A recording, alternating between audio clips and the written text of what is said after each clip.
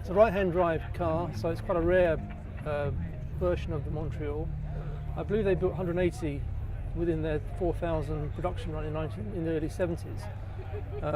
This car was actually sold by Bell & Colville, and I've still got the sticker in the door jambs, which is quite a nice touch. I've had it since 2008. I think probably the rarity and also the heritage behind the engine as well. It was fitted, it's based upon the V8 which was fitted in the Tipo 33 race car of the late 60s and early 70s. This is a 2.6 litre engine, so it's small capacity, quad cam, dry sump with mechanical fuel injection. They do have a bit of a reputation with the mechanical fuel injection made by Speaker.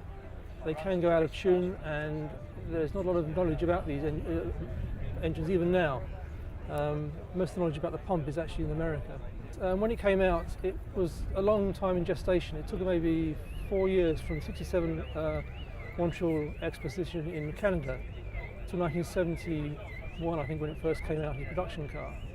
And then within 2 years we had the fuel crisis, and that really knocked the sales of this car. But also it was very expensive at the time. It was over £5,000, and you could have bought two Type Jaguars for the same price. Probably at the time it could have been, but the suspension is quite soft. It's got a live rear axle because it's based upon the Bertone, I think it's a 1750 engine suspension layout. So it's got a live rear axle. Front is independent, but the engine is based upon the sports car of that period. So I think from that point of view, it is probably based similar to what sort of performance? At the time, it was 200 horsepower, 0 to 60 in about 7.3 seconds, and 134 miles per hour top speed. This year, I've probably done about 200 miles, so not a lot really. Previous years, I've done about 1,000 miles going on classic car events, but I do try and keep it ticking over during the winter period, keep the oil circulating through the engine.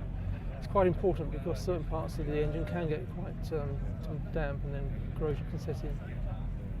It's designed by Marcello Gandini of Bertone, and he was obviously the designer behind the Lamborghini Miura, which was only about 2 years before this was designed. And you can see the stylish windows, which are very similar to the Miura. The actual swage line along the side is very similar as well as the cam cut off at the back. It's got quite unusual headlight covers, which are like louvered covers, which drop down when you switch the lights on, based upon the vacuum from the engine which does that.